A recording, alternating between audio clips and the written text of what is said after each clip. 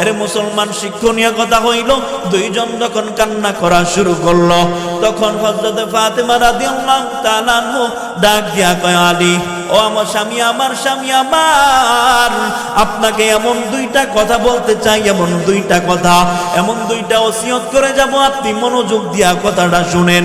হযরত আলী রাদিয়াল্লাহু তাআলা বলেন, বলো বিবি বলো, তুমি তো দুনিয়ার জমিন থেকে বিদায় হয়ে যাইবা। হযরত ফাতেমা দুনিয়ার জমিন থেকে বিদায় হয়ে যাবে, আলী বুঝে ফেলছেন। হযরত ফাতেমা ডাক দিয়া কয়, স্বামী আমার, আপনি শুনেন, আপনি শুনেন, দুইটা কথা আপনাকে ওসিয়তনামা বলে যাচ্ছি।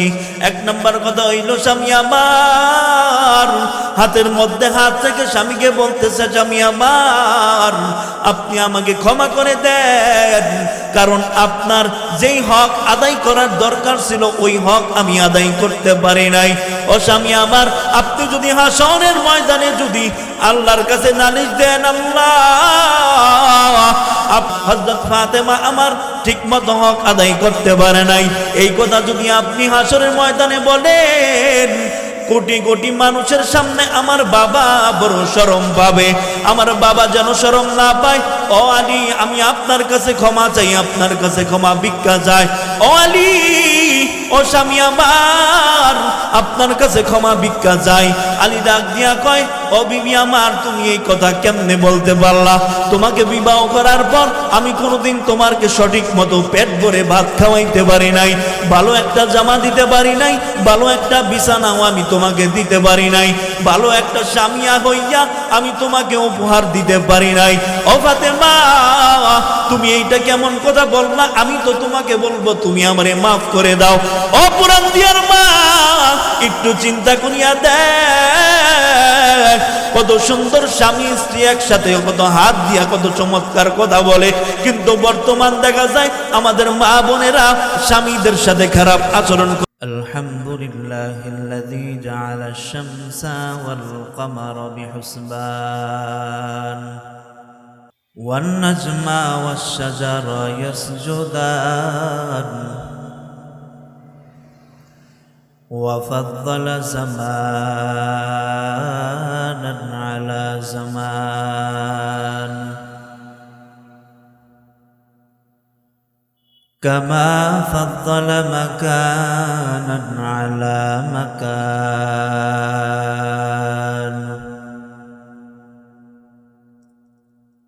وإنسانا على إنسان.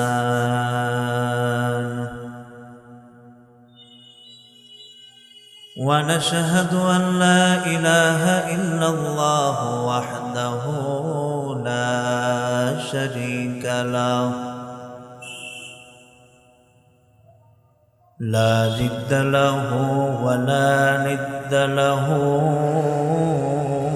ولا مثل له.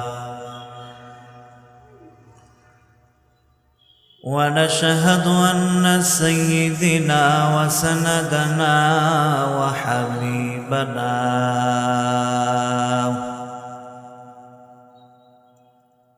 وحبيب ربنا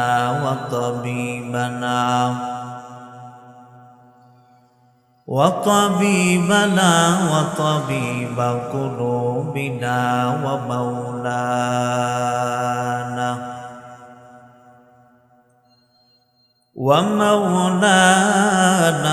محمدا عبده ورسوله صلى الله عليه وعلى آله وأصحابه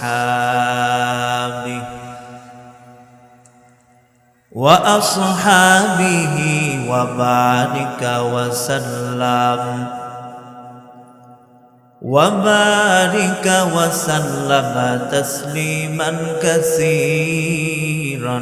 كثيرا. الذي أرسله الله تعالى بالحق بشيرا ونذيرا ودائعا إلى الله بإذنه وسراجا وقمرا منيرا أما بعد فأعوذ بالله من الشيطان الرجيم بسم الله الرحمن الرحيم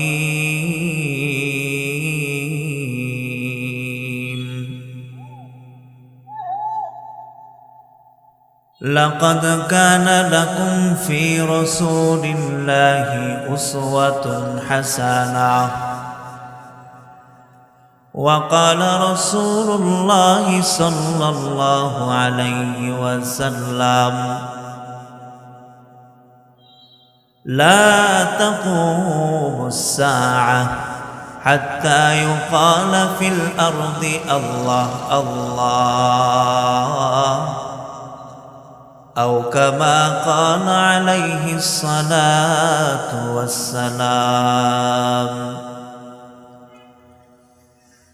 إن الله وملائكته يصلون على النبي يا أيها الذين آمنوا صلوا عليه وسلموا تسليما شغل محبة درود إبراهيم قري اللهم صل على محمد وعلى آل محمد كما صليت على إبراهيم وعلى آل إبراهيم إنك حميد مجيد اللهم بارك على محمد وعلى آل محمد كما باركت على إبراهيم وعلى آل إبراهيم إنك حميد مجيد زمین میلی نہیں ہوتی زمن میلا نہیں ہوتا زمین میلی نہیں ہوتی زمن میلا نہیں ہوتا زمین میلی نہیں ہوتی زمن میلا نہیں ہوتا محمد کے غلاموں کا کفن میلا نہیں ہوتا کفن میلا نہیں ہوتا جو نام مصطفیٰ چومے نہیں دکھتی کبھی آنکھیں جو نام مصطفیٰ چومے نہیں دکھتی کبھی آنکھیں محمد کا جو ان کا پہن لے پیار جو ان کا کفن میلا نہیں ہوتا کفن میلا نہیں ہوتا بلغ العلا بکمالہ کشف الدجی بجمالہ حسنت جميع خصاله صلوا عليه وآله لا إله إلا الله لا إله إلا الله لا إله إلا الله لا إله إلا الله لا إله إلا الله لا إله إلا الله لا إله إلا الله لا إله إلا الله محمد رسول الله صلى الله عليه وسلم سبحانك لا علم لنا إلا ما علمتنا إنك أنت العليم الحكيم قال رب اشرح لي صدري ويسر لي أمري واحلل عقدة من لساني يفقه قولي الحمد لله পুরান্দিয়া বাস স্ট্যান্ড জামে মসজিদ কমিটির উদ্যোগে 19তম বার্ষিক ওয়াজ ও দোয়ার মাহফিলের সম্মানিত সভাপতি, সহসভাপতি, উদ্বোধক, প্রধান অতিথি, প্রধান আকর্ষণ, বিশেষ বক্তা হযরত উলামায়ে কেরাম, আমার সামনে উপবিষ্ট কোরআন পিপাসুক আমার ভাইয়েরা, বন্ধুরা, বাবারা এবং পর্দার আড়ালের অন্তরালের মা ও বোনেরা, আল্লাহ পাক রব্বুল আলামিনের দরবারে শুকরিয়া যে আল্লাহ পাক রব্বুল আলামিন কোরআনুল কারীমের নিসবতে, হাদিস শরীফের নিসবতে আজকে এই মহতি জান্নাতের বাগানে আল্লাহর মনোনীত বান্দা হিসাবে আমাদেরকে কবুল করেছেন। এজন্য আমরা খুশি না বেজার? যদি খুশি হয়ে থাকেন, খুশির আওয়াজ সব সময় আস্তে হয় না জোরে হয়? যদি জোরে হয়ে থাকে, ওই মালিকের দরবারে শুকরিয়া আদায় করি, যেই মালিক আপনাকে আমাকে সুস্থ অবস্থায় সশরীরে জান্নাতের বাগানে কোরআনের মজলিসে আসার বসার তৌফিক দান করেছেন। এজন্য হৃদয়কে উজাড় করে দিয়ে এক বাক্যে রব্বে কারিমের শুকরিয়া আদায় করি, বলি আলহামদুলিল্লাহ। আপনারা ভালো আছেন? আলহামদুলিল্লাহ। আল্লাহ পাক আমাকেও ভালো রেখেছেন। আল্লাহ পাক রব্বুল আলামিনের শুকরিয়া আদায় করা এটাও বড় ভাগ্যের একটা ব্যাপার।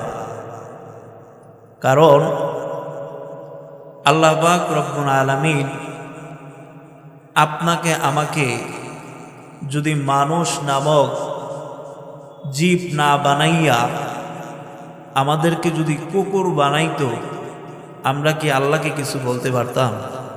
পারতাম না। আল্লাহ পাক রব্বুল আলামিন আমাদেরকে সৃষ্টির শ্রেষ্ঠ জীব, আশরাফুল মাখলুকাত হিসাবে আমাদেরকে আল্লাহ আশরাফুল মাখলুকাতের উপাধি দিয়ে দুনিয়াতে পাঠাইলেন। যদি আমাদেরকে আশরাফুল মাখলুকাত না বানাইয়া সামান্য একটা প্রাণী গরু বানাইতো, আল্লাহকে কি আমরা কিছু বলতে পারতাম? পারতাম না।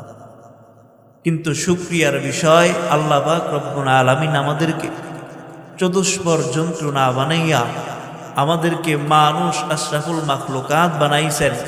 সৃষ্টির শ্রেষ্ঠ জীব, এর উপর শ্রেষ্ঠত্ব কোনো জীবকে আল্লাহ দেয় নাই। আমাদেরকে সৃষ্টির শ্রেষ্ঠ জীব বানাইয়া দুনিয়াতে পাঠাইলেন। এজন্য আল্লাহর শুকরিয়া আদায় করা শেষ করা যাবে না। কিন্তু বড় আফসোসের বিষয় হলো, আমরা সেই সৃষ্টির শ্রেষ্ঠত্ব ভুলে যাইয়া আমাদের আচার চরিত্র ব্যবহার হয়ে গেছে কুকুরের থেকেও অধম। কথা ঠিক কিনা? বড় আফসোসের বিষয়। আল্লাহ আমাদেরকে সম্মানিত করেছেন আশরাফুল মাখলুকাত হিসেবে। সমস্ত জীবের শ্রেষ্ঠ জীব উপাধি আমাদেরকে দিয়েছেন, কিন্তু কপাল পোড়া মুসলমান আমরা আমাদের শ্রেষ্ঠত্ব ভুলে গিয়ে আমরা কুকুরের চরিত্রে চরিত্রবান হইলাম। আমাদের কাজ কর্মে বোঝা যায় আমরা দুনিয়াতে অনেক বছর বেঁচে থাকব। আমাদের ওঠা বসায় চরিত্রে বোঝা যায় আমরা পৃথিবীতে অনেক দিন যাবৎ বেঁচে থাকব। আমরা দুনিয়ার জমিন থেকে বিদায় হব না। যারা এখন দোকানপাটের মধ্যে বসে আছে, আড্ডায় লিপ্ত আছে, তারা দুনিয়ার জমিন থেকে কখনো বিদায় হবে না, তাই নাকি? তাদেরকে যেতে হবে। যারা কোরআনের মজলিসে আসলো না, তারা ক্ষতিগ্রস্ত হইল কি হইল না? হইল, অবশ্যই হইল। কিন্তু আমরা আমাদের শ্রেষ্ঠত্বকে ভুলে গিয়ে আমরা নিজেদের চরিত্রকে কুকুরের থেকেও অধম বানায় ফেলছি। আল্লাহ পাকের দরবারে শুকরিয়া আদায় করি, আল্লাহ পাক যেন আমাদেরকে আমাদের শ্রেষ্ঠত্ব যেন আমরা ধরে রাখতে পারি। আল্লাহ আমাদেরকে সেই তৌফিক দান করুক, জোরে বলেন আমিন। মোহতারাম হাজিরিন, আমি আপনাদের সম্মুখে পবিত্র কালামুল্লাহ শরীফের একখানা আয়াতের কিছু অংশ বিশেষ তেলাওয়াত করেছি। উক্ত আয়াতে আল্লাহ পাক রব্বুল আলামিন বলেন, বিসমিল্লাহির রহমানির রহিম, লাকাদ কানা লাকুম ফি রাসূলিল্লাহি উসওয়াতুন হাসানাহ। আল্লাহ পাক রব্বুল আলামিন তার বান্দাকে ডাক দিয়া কয়, লাকাদ কানা লাকুম ফি রাসূলিল্লাহি উসওয়াতুন হাসানাহ। আল্লাহ বলেন, ও বান্দা,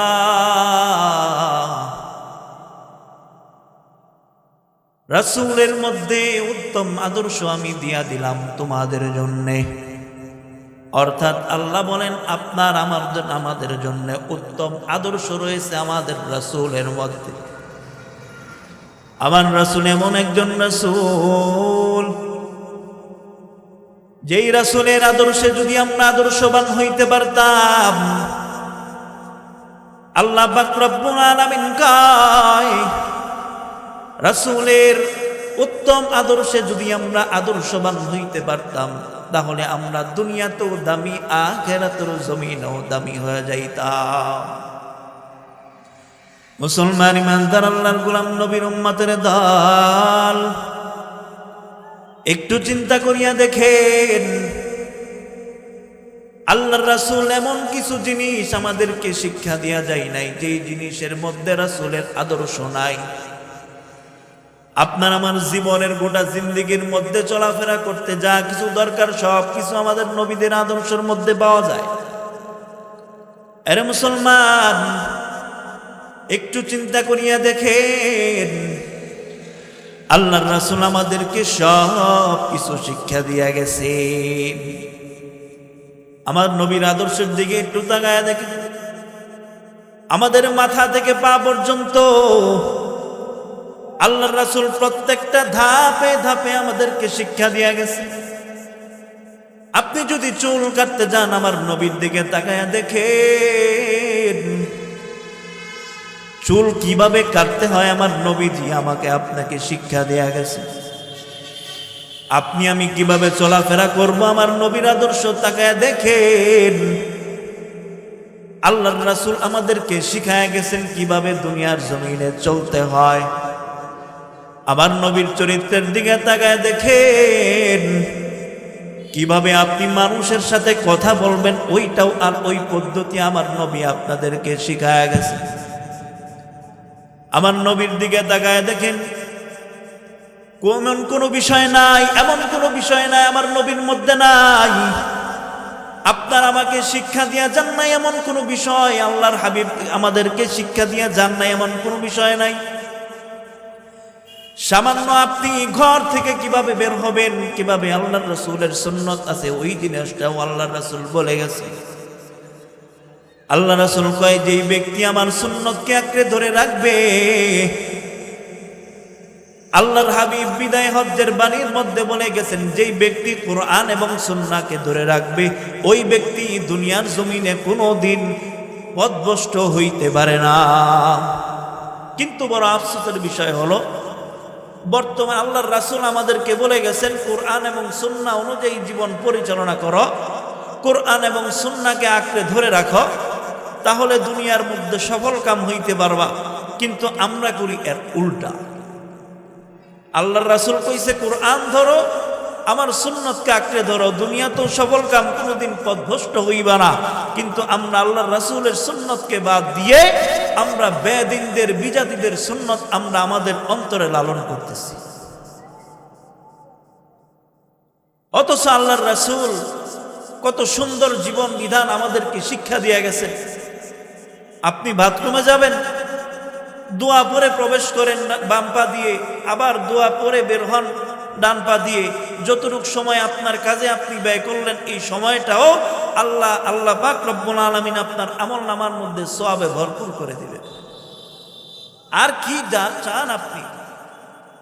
বড় আফসোসের বিষয় হলো আল্লাহর রাসূলের সুন্নত আমরা বাদ দিয়ে বিদাতীদের সুন্নত আমরা আঁকড়ে ধরেছি। এজন্য আমাদের ঘরের মধ্যেও শান্তি নাই।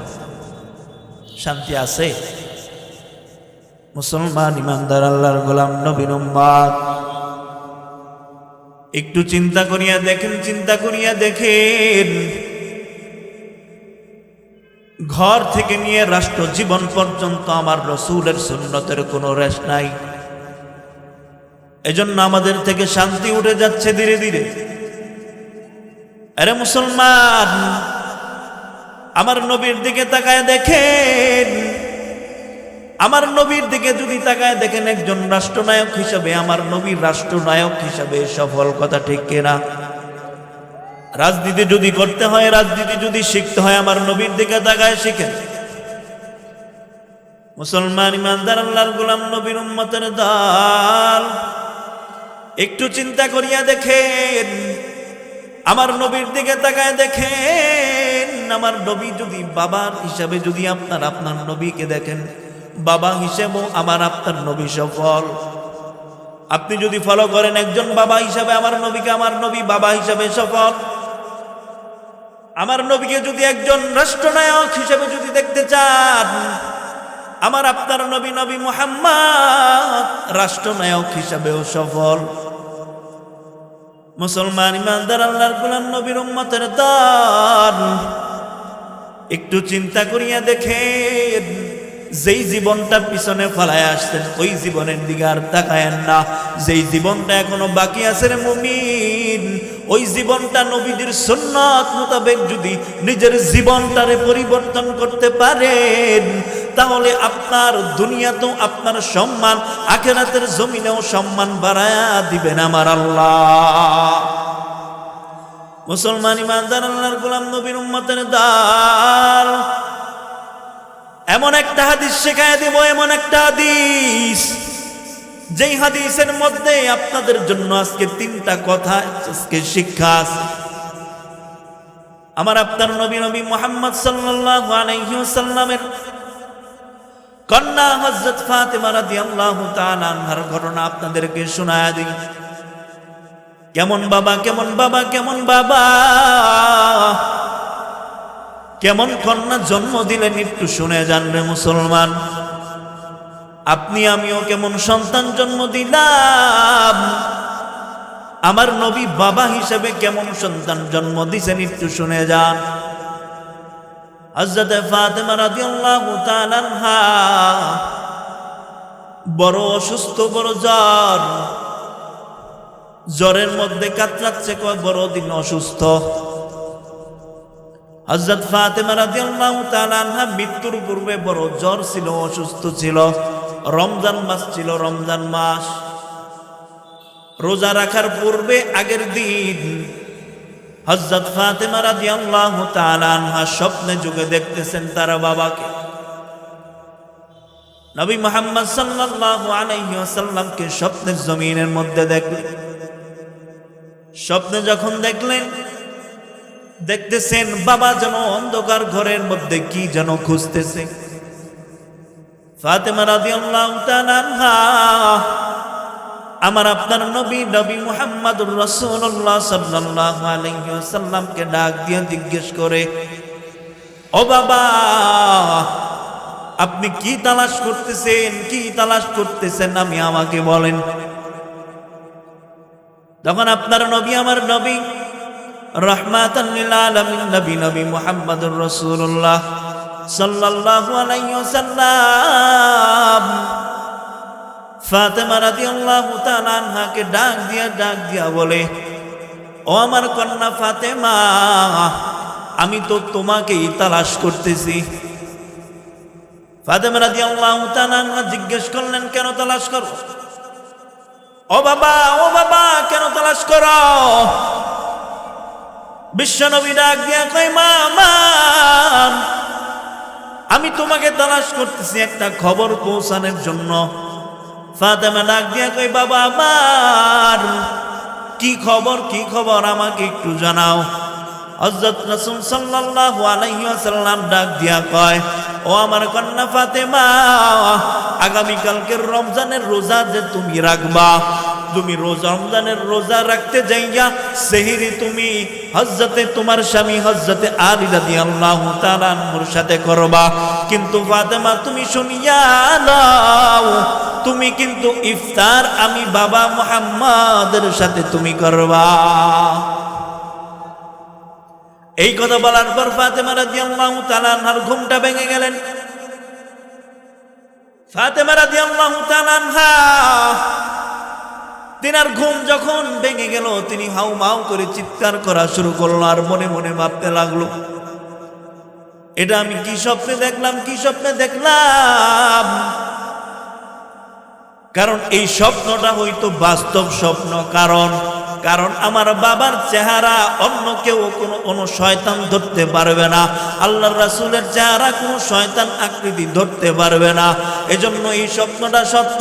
ফাতেমা রাদিয়াল্লাহু তাআলা আনহা বড় টেনশনের মধ্যে পড়ে গেলেন, কিন্তু কাউকে জানায় নাই, হযরত আলীকে জানায় নাই। প্রতিমধ্যে হঠাৎ করে সেহরির সময় ঘনায় আসলো। সেহরির সময় যখন হইল, সেহরির মধ্যেই দস্তরখান বিছায়া দিল। ফাতেমা রাদিয়াল্লাহু তাআলা আনহা আলী রাদিয়াল্লাহু তাআলা আনহুকে ডাক দিয়ে বলে, না, এই স্বপ্নের কথা জানায় নাই, কারণ যদি জানায় তাহলে হযরত আলী রাদিয়াল্লাহু তাআলা আনহু সাহরি করতে পারবে না। যখন একসাথে এক দস্তরখানার মধ্যে সেহরি করা শুরু করলেন, তখন ফাতেমা রাদিয়াল্লাহু তাআলা আনহা হযরতে আলী রাদিয়াল্লাহু তাআলা আনহু দুইজন যখন সেহরি খাওয়া শুরু করলেন, সেহরি খাওয়া শেষ হয়ে গেল। সেহরি খাওয়া শেষ হওয়ার পর হযরতে আলী রাদিয়াল্লাহু তাআলা আনহু মসজিদের মধ্যে চলে গেলেন নামাজ পড়ার জন্য। মসজিদের মধ্যে যখন নামাজ পড়ার জন্য চলে গেলেন হযরত আলী রাদিয়াল্লাহু তাআলা আনহু, এই দিক দিয়ে হযরত ফাতেমা রাদিয়াল্লাহু তাআলার অন্তরটা বড় খা হয়ে গেছে। কিছু বলতে পারে না, বললে স্বামী যেন কি মনে করে, কি অবস্থা হয়ে যায়। নিজের মনের মধ্যে কান্না, কিন্তু চোখ দিয়ে কান্না প্রকাশ করে না। হযরত ফাতেমা রাদিয়াল্লাহু তাআলা আনহা যখন জায়নামাজের মধ্যে বসে গেলেন, নামাজ পড়া শুরু করলেন। ফজরের নামাজ পড়ার পর সাথে সাথে জায়নামাজটা উঠায় নিলেন। জায়নামাজটা উঠানোর পর ফাতেমা রাদিয়াল্লাহু তাআলা আনহা তিনটা কাজ করা শুরু করলেন, যা বিগত সময়ে কখনো তিনি করেন নাই। তিনটা কাজ। এক নাম্বার কাজ, ফাতেমা রাদিয়াল্লাহু তাআলা আনহা ফজরের নামাজের পর নামাজ পড়ে সাথে সাথে ওজিফা না করে চুলার মধ্যে অনেক বড় একটা ডেক বসায় দিলেন গরম পানি করার জন্য। এই হলো এক নাম্বার কাজ।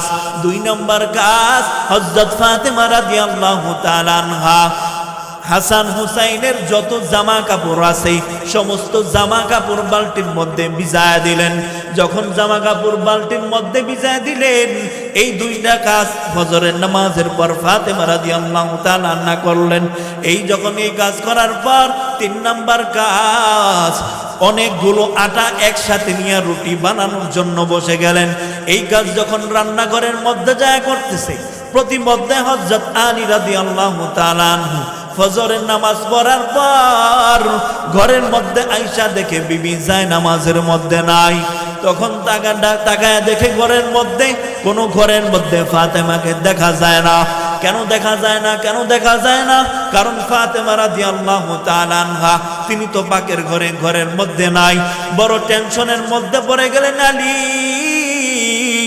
কারণ এই জন্য টেনশন করতেছেন, ঘরে নাই এই জন্য না, টেনশন করতেছেন এই ভেবে, কারণ কোনোদিন তো হযরত আলী দেখে নাই হযরত ফাতেমা রাদিয়াল্লাহু তাআলা আনহা কখনো ইশরাকের নামাজ না পড়ে কখনো যায় নামাজ থেকে ওঠে না। বড় টেনশনের মধ্যে পড়ে গেলেন, হায় হায়, কোনোদিন তো ফাতেমাকে দেখি নাই জায়নামাজ থেকে ফজরের নামাজের পর ওজিফা শেষ করার পর ইশরাকের নামাজ না পড়ে জায়নামাজ থেকে উঠতে, কিন্তু আজকে হঠাৎ কই চলে গেল ফাতেমা? এখানে আমাদের শিক্ষণীয় বিষয়, এক নাম্বার বলেছিলাম যে এই ঘটনাটা বলবো, এই ঘটনার মধ্যে 3টা শিক্ষা আমাদের জন্য আছে। এক নাম্বার শিক্ষা হইল আমাদের মা বোনদের জন্য। এখন আপনারা যাচাই করে দেখেন, আপনারা বাড়িতে যায় দেখবেন কয়জন মা বোন আছে ফজরের নামাজ পড়ে বসে তাসবিহ তাহলিল পাঠ করে ইশরাকের নামাজ পড়ে তারপর অন্য কাজ শুরু করে। আমাদের মা বোনেরা ইশরাকের নামাজ কাকে বলে জানেই না। আমাদের ভাইয়েরাও বাবারাও জানে না। কারণ কেন জানে না বলি, কারণ ফজরের নামাজই তো পড়ে না, ইশরাকের নামাজ চিনবে কিভাবে? কথা ঠিক কিনা? অথচ ইশরাকের নামাজের ফজিলত কেউ যদি আল্লাহর হাবিব বলেন, বুখারী শরীফের 568 অথবা আমার স্মরণ নাই, এই 68 নম্বর হাদিস, তিরমিজির 568 নম্বর হাদিসের মধ্যে আল্লাহর হাবিব বলেন, ফজরের নামাজ পড়ার পর যায় নামাজের মধ্যে বসে কেউ যদি তাসবিহ তাহলিল জিকির আজকার করে তারপর যখন সূর্য উদিত হয়ে যায়, নিষিদ্ধ সময় শেষ হয়ে যায়, কেউ যদি 2 রাকাত নামাজ মাত্র, কয় রাকাত? 2 রাকাত নামাজ যদি কেউ পড়ে, আল্লাহর হাবিব বলেন ওই ব্যক্তির আমল নামায় কবুল উমরা এবং কবুল হজ্জের সওয়াব দেওয়া হয়। অথচ এই ব্যাপারে আমরা গাফেল, আমাদের মা বোনরাও গাফেল। অথচ ফাতেমা রাদিয়াল্লাহু তাআলা আনহা জান্নাতের সরদারিনী, দুনিয়াতে জান্নাতের টিকিট প্রাপ্ত একজন নারী, উনিও একজন নারী, আর আমাদের মা বোনরাও একজন নারী। ও কুরআন দিয়ার মা বোনেরা, আপনারা আজকে শুনে যান, ও বাবারা আজকে শুনে যান, আল্লাহর হাবিবের শিখানো সুন্নত কেমন ছিল, তাদের চরিত্র কেমন ছিল, আর আমাদের চরিত্রগুলো কেমন একটু তুলে ধরার চেষ্টা করছি। যখন হযরত আলী রাদিয়াল্লাহু তাআলা ঘরের মধ্যে আয়েশা যখন দেখে নাই, টেনশনের মধ্যে পড়ে গেলেন, কোথায় গেল? নজর করে দেখে পাকের ঘরের মধ্যে হযরত ফাতেমা রাদিয়াল্লাহু তাআলা বসা। এই 3টা কাজ যখন শুরু করলেন, হযরত ফাতেমা রাদিয়াল্লাহু তাআলা আনহা হযরত আলী রাদিয়াল্লাহু তাআলা আনহুকে দেখে বললেন, ও স্বামী আমার, ও স্বামী আমার, আপনি আসছেন, আপনি বসেন, আপনি বসেন, আপনার সাথে আমার একটা কথা আছে। হযরত ফাতেমা রাদিয়াল্লাহু তাআলা আনহা আলী রাদিয়াল্লাহু তাআলা আনহুকে ডাক দিয়া কয়, আলী,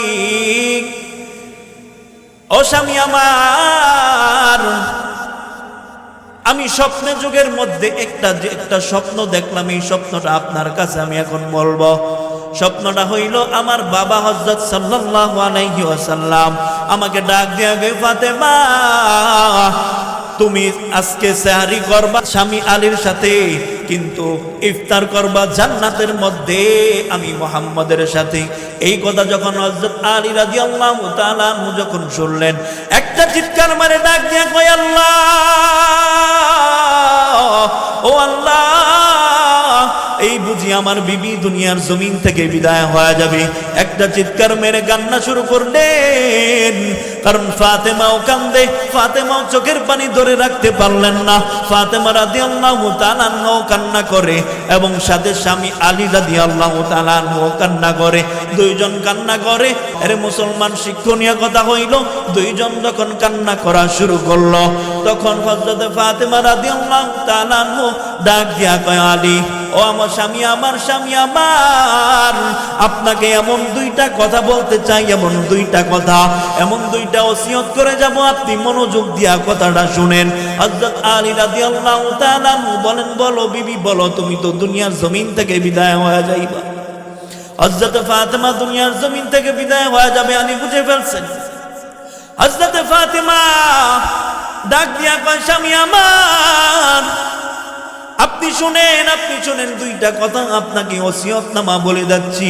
এক নাম্বার কথা হইল, স্বামী আমার, হাতের মধ্যে হাত থেকে স্বামীকে বলতেছে, স্বামী আমার, আপনি আমাকে ক্ষমা করে দেন, কারণ আপনার যেই হক আদায় করার দরকার ছিল ওই হক আমি আদায় করতে পারি নাই। ও স্বামী আমার, আপনি যদি হাসরের ময়দানে যদি আল্লাহর কাছে নালিশ দেন, আল্লাহ হযরত ফাতেমা আমার ঠিকমতো হক আদায় করতে পারে নাই, এই কথা যদি আপনি হাসরের ময়দানে বলেন, কোটি কোটি মানুষের সামনে আমার বাবা বড় শরম পাবে, আমার বাবা যেন শরম না পায়। ও আলী, আমি আপনার কাছে ক্ষমা চাই, আপনার কাছে ক্ষমা ভিক্ষা চাই। ও আলী, ও স্বামী আমার, আপনার কাছে ক্ষমা ভিক্ষা চাই। আলী ডাক দিয়া কয়, ও বিবি আমার, তুমি এই কথা কেমনে বলতে পারলা? তোমাকে বিবাহ করার পর আমি কোনোদিন তোমাকে সঠিক মতো পেট ভরে ভাত খাওয়াইতে পারি নাই, ভালো একটা জামা দিতে পারি নাই, ভালো একটা বিছানাও আমি তোমাকে দিতে পারি নাই, ভালো একটা স্বামী হইয়া আমি তোমাকে উপহার দিতে পারি নাই। ও ফাতেমা, তুমি এইটা কেমন কথা বললা? আমি তো তোমাকে বলবো তুমি আমারে মাফ করে দাও। ও পুরান দিয়ার মা, একটু চিন্তা করিয়া দেখ, কত সুন্দর স্বামী স্ত্রী একসাথে কত হাত দিয়া কত চমৎকার কথা বলে, কিন্তু বর্তমান দেখা যায় আমাদের মা বোনেরা স্বামীদের সাথে খারাপ আচরণ করে, এমন নারী আছে না নাই? জোরে কম।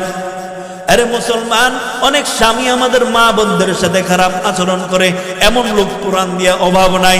আমি পুরান দিয়ার সন্তান, আপনাদেরকে একটু সবক দেওয়ার জন্য বসলাম রে ভাই, দোয়া দেওয়ার জন্য বসলাম। একটু চিন্তা করিয়া দেখেন, জান্নাতের টিকিট প্রাপ্ত হযরত আলী, জান্নাতের টিকিট প্রাপ্ত হযরত ফাতেমা, জান্নাতের টিকিট পাওয়ার পরেও তারা কখনো জাহান্নামের ভয় তারা অন্তর থেকে বিদায় করে নাই। আরে মুসলমান ইমানদার, একটু চিন্তা করে দেখেন। 2 নাম্বার আপনাদের জন্য শিক্ষা হইল, বিবিদের সাথে খারাপ আচরণ করা যাবে না। ও আমার মা বোনেরাও, পুরান দিয়ার মা, স্বামীদের সাথে কখনো খারাপ আচরণ করা যাবে না। তিল থেকে তাল হইলেই অনেক সময় হুটহাট আমরা জামাইদের সাথে খারাপ আচরণ করি। স্বামী বিবিদেরকে ডাক দেয়, উমুকের জি উমুকের জি উমুকের জি বইলা গালি দিয়া ফেলে। আমাদের মা বোনেরাও স্বামীর মা বাবা দিয়ে গালি দিয়ে ফেলে। আরে মুসলমান, একটা কথা বলে যাই, আমার রাসূলের সুন্নাত যদি ঘরের মধ্যে না ঢুকাইতে পারো, তাহলে ওই ঘরের মধ্যে কোনোদিন শান্তির আশা কইরো না। মুসলমান ইমানদার, আল্লাহর গোলাম, নবীর উম্মতের দাল, একটু চিন্তা করিয়া দেখেন। তারপর হযরত ফাতেমা রাদিয়াল্লাহু তাআলা আনহা সুন্দর করে ডাক দিয়া কয়, স্বামী আমার, 2 নাম্বার ওসিয়ত হইল এটাই। 2 নাম্বার ওসিয়তটা হইল, আমি যখন ইন্তেকাল করব কিছুক্ষণের মধ্যে, আপনি আমার লাশটা রাত্রের মধ্যে আপনি দাফন করে দিবেন। আলী বলে, হায় হায়, তুমি এইটা কি কথা বলো? রাত্রে কেন দাফন করব? তুমি হইল বিশ্ব নবী, দোজাহানের সরদার, দোজাহানের সরদার নবী মুহাম্মদের কন্যা, তুমি হইল জান্নাতের সরদারিনী, তুমি হইল জান্নাতের সরদারিনী হযরত ফাতেমা, তুমি হইল হযরত আলী রাদিয়াল্লাহু তাআলা আনহুর স্ত্রী, তুমি হইল হযরত হাসান হুসাইন রাদিয়াল্লাহু তাআলা আনহুর মা। তোমার কথা শোনার পর মানুষ দৌড়াইয়া চলে আসবে তোমার জানাজা দেওয়ার জন্য। হযরত ফাতেমা ডাক দিয়া কয়, স্বামী আমার, আপনি এই কাজগুলো করবেন না, কারণ যখন মানুষ আসবে তখন আমার বডিটা দেখবে, তখন আমার চেহারা না দেখুক, কোনোদিন তো আপনি ছাড়া কোনো বেগানা পুরুষ আমাকে দেখতে পারে নাই। আজকে যদি আপনি জানাজার মধ্যে এলান করেন, তাহলে মানুষ দৌড়াইয়া আসবে, অনেক মানুষ ছুটে আসবে, ছুটে আইসা দেখবে ফাতেমা কেমন লম্বা ছিল, কেমন খাটো ছিল, ফাতেমার শরীরের প্রশস্ততা কেমন ছিল, চিকন ছিল নাকি মোটা ছিল, এটা তো লাশের উপর দিয়ে দেখা যায়। ও আলী, আপনি এই কাজ করবেন না, আপনি মানুষ জানার আগে একা একাই আপনি আমাকে দাফন করে দিবেন। এরে পুরান দিয়ার মা ও পুরান দিয়ার বাবারা, একটু চিন্তা করে দেখো, জান্নাতের টিকিট প্রাপ্ত হইয়াও কতটা সতর্ক ছিলেন পর্দার ব্যাপারে। কিন্তু বড় আফসোসের বিষয় হইল আমাদের মা বোনেরা এমন বোরকা পরে, যেই বোরকা পরার পর মানুষের শরীরের গঠন তো বোঝা যায়, শরীরটা পর্যন্ত দেখা যায়। কথা ঠিক কিনা? বড় আফসোসের বিষয়, আমাদের মা বোনরা এমন ভাবে চলাফেরা করে, এমন ভাবে বাজারের মধ্যে যায়, স্বামী বিলায়ের মতো বলে থাকে এবং স্ত্রী এমন ভাবে পাওয়ার দেখায় দোকানের মধ্যে, যেন স্বামীর পাওয়ারটা উনিই পাইছে। বড় আফসোসের বিষয়। দেখবেন ওই সমস্ত পরিবারে শান্তি নাই যেই পরিবারের মধ্যে আমার আপনার নবীর সুন্নত নাই। কতটা সতর্ক তো দেখেন, হযরত ফাতেমা রাদিয়াল্লাহু তাআলা কতটুকু সতর্ক। মৃত্যুর পর লাশটা দেখে কেউ যেন না বুঝে ফাতেমা কেমন ছিল, সেই দিকে তার খেয়াল চলে গেছে। উনিও নারী, আর আপনার আমার স্ত্রী মা বোনরাও তো নারী।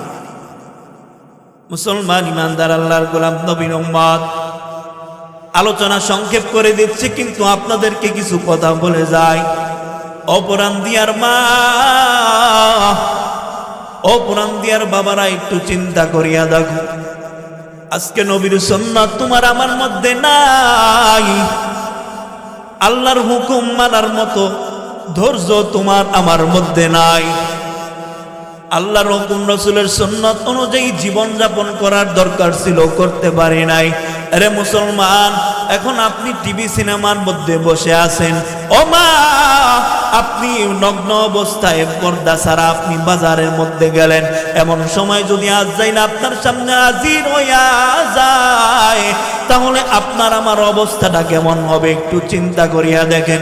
এরে মুসলমান, আমার বন্ধুরা, ভাইয়েরা, বাবারা, সবাই আমার আত্মীয় স্বজন, আমার পাড়া প্রতিবেশী, আমার মা বোনেরা পর্দার আড়ালে বসে আছে। এরে মুসলমান, একটু সতর্ক করে যাই, কারণ আমারও তো মনে চায় আমি একজন যুবক, আমারও তো মনে চায় আমি শার্ট প্যান্ট পরে আমি রাস্তার মধ্যে ঘুরি, আমিও নারী নিয়া আপনি রাস্তার মধ্যে ঘুরি, আমারও তো মনে চায়, আমারও তো মনে চায় এক কাপ চায়ের কাপ নিয়া টিভির মধ্যে তাকায়া থাকি, আমারও তো মনে চায় মাথার টুপিটা খুইলা চুলটা স্টাইল কইরা আমি রাস্তাঘাটে চলাফেরা করি। ও মা, ও বাবারা, একটু চিন্তা করিয়া দেখ, আমি কেন করি না, আমার স্ত্রী কেন করে না, আমার বউ কেন পর্দায় থাকে, আমার মাকে আমি কেন পর্দায় রাখলাম। আরে মুসলমান, আজকে যদি আপনি জাহান্নামের মধ্যে যান, তাহলে অন্তত আল্লাহ আমাকে ধরবে যে এলাকার বাতি যায় আমারে কোনোদিন কিছু কয় নাই। আরে মুসলমান, আপনাদের হাতে না পায়ে ধরে বলি রে ভাই, নবীর সুন্নাত যদি ঘরের মধ্যে না থাকে, নবীর সুন্নাত যদি রাষ্ট্রের মধ্যে না থাকে, নবীজির সুন্নাত যদি এলাকার মধ্যে না থাকে, কখনো শান্তির আশা আপনি আমি কোনোদিন করতে পারবো না। আরে মুসলমান ইমানদার আল্লাহর গোলাম নবীর উম্মতের দল, একটু চিন্তা করিয়া দেখেন, আমার নবী কোনো শিক্ষা নাই, আপনাকে আমাকে দেয়া যায় নাই। আরে মুসলমান, এলাকা কিভাবে পরিচালনা করবেন আমার আপনার নবী শিখায়া দেয়া গেল। আরে মুসলমান, সংসার জীবন কেমন পরিচালনা করবেন আমার নবী শিখায়া দেয়া গেল। আপনার গোটা জমিন, আপনার গোটা এলাকা, আপনার গোটা পরিবার, আপনার গোটা দেহ কিভাবে আপনি পরিচালনা করবেন আমার আম্বার নবী শিখায়া দেয়া গেল। কিন্তু বড় আফসোসের বিষয় হইল আপনার আমার নবীর সুন্নত পালন করতে ভালো লাগে না। কারণ কারণ কারণ নবীজির সুন্নত পালন করতে গেলে হাতে মোজা লাগাইতে হবে, নবীজির সুন্নত পালন করতে গেলে বোরকা পরতে হবে, শরীর দেখানো যাবে না, এটা আমাদের মা বোনরা করতে রাজি না। যদি নবীর সুন্নত পালন করতে হয়, চাই স্টলের মধ্যে বসে গীবত করা যাবে না, এটা আমাদের ভাইয়েরা মানতে পারবে না। নবীজির সুন্নত পালন করতে গেলে ঠান্ডা পানি দিয়া ওযু কইরা মসজিদের মধ্যে আসতে হবে, এটা আমাদের ভাইয়েরা মানতে রাজি না। আরে মুসলমান, আমাদের ইসলাম কত সুন্দর ধর্ম, কত শান্তির ধর্ম, কত সুন্দর জীবন ব্যবস্থা। আল্লাহর হাবিব কত সুন্দর করে সহজ করে আমাদের জীবনটাকে বিধান ভাগ করে দিয়া গেলেন। এত চমৎকার সুন্দর জীবন রেখা আপনি আমি বেদিনদের বিচাদীদের আদর্শ আমরা নিজের জীবনের সাথে ফিটিং করে নিলাম। আরে মুসলমান ইমানদার আল্লাহর গোলাম, একটু চিন্তা করিয়া দেখেন, চক্ষুটা বন্ধ করে চিন্তা করিয়া দেখেন। মনে করেন আজকে আপনি গুনার মধ্যে লিপ্ত হয়ে গেলেন, এমন গুনার মধ্যে লিপ্ত হয়ে গেলেন, বাড়ির মধ্যে গেলেন, আপনি বিছানার মধ্যে বালিশে পিঠ লাগাইলেন, বালিশের মধ্যে লাগাইলেন, আপনার এই মুহূর্তে আজরাইল চলে আসলো, আপনি ফজর পড়লেন না। আজরাইল আলাইহিস সালাতু ওয়াস সালাম আপনার জানটা কবজ করার জন্য চলে আসলো। ওই সময় আপনার চক্ষু উল্টে যাবে, আপনি কিছু বলতে পারবেন না। কারণ কারণ কারণ আপনি যদি রাসূলের সুন্নাত মোতাবেক চলতে পারেন তাহলে আপনার মৃত্যুটা হবে সহজ, আর যদি নবীর সুন্নাত মোতাবেক জীবনটা পরিচালনা করতে না পারেন তাহলে আপনার মৃত্যুটা হইব সবথেকে ভয়ঙ্কর। মুসলমান ইমানদার আল্লাহর গোলাম নবীর উম্মতের দল, তারপর যদি আজরাইল সামনে হাজির হয়ে যায়, কবরের জমিনের মধ্যে রাখার সাথে সাথে আপনি কি জবাব দিবেন? আপনার মধ্যে যদি সুন্নাত না থাকে, আপনার জমিনে আপনার চেহারার মধ্যে যদি নবীর সুন্নাত দাড়ি না থাকে, আপনি কি জবাব দিবেন? কবরে শোয়ার সাথে সাথে আপনাকে জিজ্ঞেস করা হবে মার রব্বুকা, তোমার রবের পরিচয় দিয়া দাও। আপনি বলবেন আমার রবকে আমি চিনি না, কারণ রবের হুকুম আমরা মানতে পারি নাই। রব হুকুম করছে 5 ওয়াক্ত নামাজ মসজিদে জামাতের সহিত পড়ো, কিন্তু আপনি আমি নামাজ পড়তে পারি নাই। শীতের রাত্র, কনকনে শীত, ল্যাব দিয়া আরাম পাইয়া আমরা ঘুম দিলাম। আল্লাহ যে আপনাকে আমাকে ফজরের নামাজ আপনার উপর ফরজ করে দিল, ওই ফজরের নামাজ পড়ার মতো ক্ষমতা আপনার আমার হয় নাই। আপনি আল্লাহকে এই কথা প্রশ্ন করলে আপনি কিভাবে চিনবেন? দুনিয়ার একটা উদাহরণ দিয়ে আপনাদেরকে বুঝায় দিই। এখন যদি মনে করেন আমি আপনাদের কৃতি সন্তান, এখন যদি আপনারা আমাকে না চিনতেন, অন্য এলাকার মানুষকে যদি জিজ্ঞেস করেন, ও ভাই এই যে বয়ান করতেছে এই লোকটাকে, কারণ ওই লোক তো জানে না, আপনি জানেন বিদায় বলতে পারবেন এটা আমার এলাকার সন্তান। আপনি জানেন দেখে বলতে পারবেন এটা এই মসজিদের ইমাম, এটা আমার ছেলে, এটা আমার ভাতিজা। আপনার পরিচয় আপনি দিতে পারবেন, কারণ আপনি আমাকে চিনেন। একটা বাইরের মানুষ যদি আমাকে ডাক দিয়া কয় এই লোকটাকে, কারণ ওই লোকটা বলতে পারবে না, কারণ চিনে না। তদরূপ আল্লাহ কবরের মধ্যে যখন ফেরেশতারা প্রশ্ন করে বসবে, ও ভাই, ও বান্দা, তুমি তোমার রবকে তুমি বলো, তখন আপনি যদি আল্লাহর কাজ করে থাকেন বলতে পারবেন রব্বি আল্লাহ, এটা আমার রব, এটা আমার রব, আমার রব আল্লাহ। যদি আল্লাহর হুকুম পালন করতে না পারো তাহলে কোনোদিন বলতে পারবেন না আল্লাহ আমার রব। 2 নম্বর প্রশ্ন করবে, তোমার দিন কি, তোমার ধর্ম কি? যদি আপনি আমি আমার ধর্মকে যদি সম্মান দিতে পারি, ইসলাম ধর্মকে যদি আমি সত্যতা মানতে পারি, ইসলাম ধর্মের মধ্যে যা আদেশ করছে তা যদি আমি মানতে পারি, যা নিষেধ করছে তা যদি আমরা বর্জন করতে পারি, তাহলে আপনি আমি বলতে পারবো আমার ধর্ম ইসলাম। আর যদি আপনি আমি ধর্মকে যদি অবমাননা করে চলি, ইসলামের কাজগুলো আমরা না মানতে পারি, তাহলে আপনার আমার জবান থেকে তখন ইসলাম বের হবে না। ভাবতে পারেন ও মুসলমান, ভাবতে পারেন এখন তো আমরা জানি আমার ধর্ম মুসলমান, আমরা মুসলমান, আমার ধর্ম ইসলাম, আমার রব আল্লাহ। কবরের মধ্যে যাওয়ার সাথে সাথে আপনার মেমোরিটা নষ্ট হয়ে যাবে, আপনি কিছু চিনবেন না। যদি মুমিন বান্দা হইতে পারেন তাহলে চিনবেন, আর যদি মুমিন বান্দা হইতে না পারেন তাহলে আপনার জবান থেকে আল্লাহ বের হবে না। এরে মুসলমান ইমানদার আল্লাহর গোলাম নবীর উম্মতের দল, একটু চিন্তা করিয়া দেখেন। 3 নম্বর প্রশ্ন করা হবে, আপনার নবীকে, আপনার নবীকে। আরে মুসলমান, নবীর সুন্নাত যদি আপনার আমার মধ্যে না থাকে তাহলে আপনি বলতে পারবেন না নবীকে। নবীর চেহারা সামনে তাকায়া সামনে দাঁড় করায়া দিবে নবীর চেহারা মুবারক, ইনিকে, ইনিকে। আপনি আমি তখনই বলতে পারবো যখন মুখ মুষ্টি আপনার আমার চাপার মধ্যে দাঁড়িয়ে থাকবে, যখন আপনি আমি নবীদের সুন্নাত মোতাবেক নিজের পরিবার চালাইতে পারবো, নিজের এলাকা চালাইতে পারবো, নিজের রাষ্ট্র আমি আপনি চালাইতে পারবো।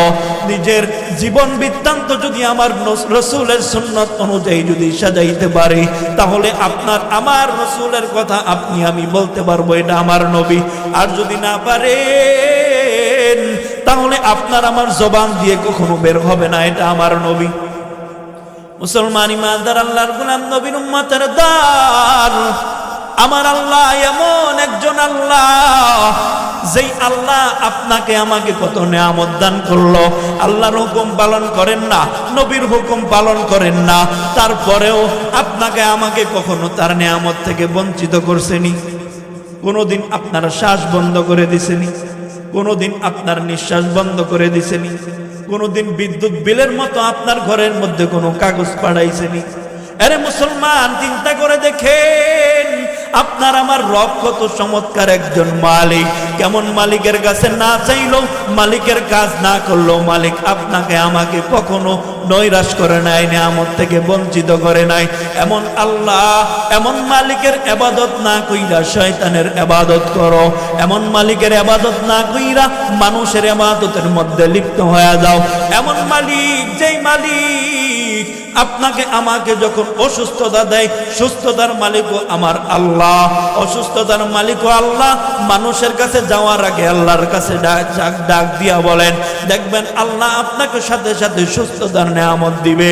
আরে মুসলমান ইমানদার আল্লাহর গোলাম নবীর উম্মতের দল, এমন মালিকের কাছে চাইলে মালিক খুশি হয়ে যায়। এই মালিক এমন একজন মালিক, যেই মালিকের কাছে না চাইলে মালিক বেজার হয়ে যায়। আল্লাহ আল্লাহ क्या मुबारक नाम है, अल्लाह अल्लाह तो मेरा गफ्फार है। अल्लाह अल्लाह क्या मुबारक नाम है, अल्लाह अल्लाह तो मेरा सत्तार है। अल्लाह अल्लाह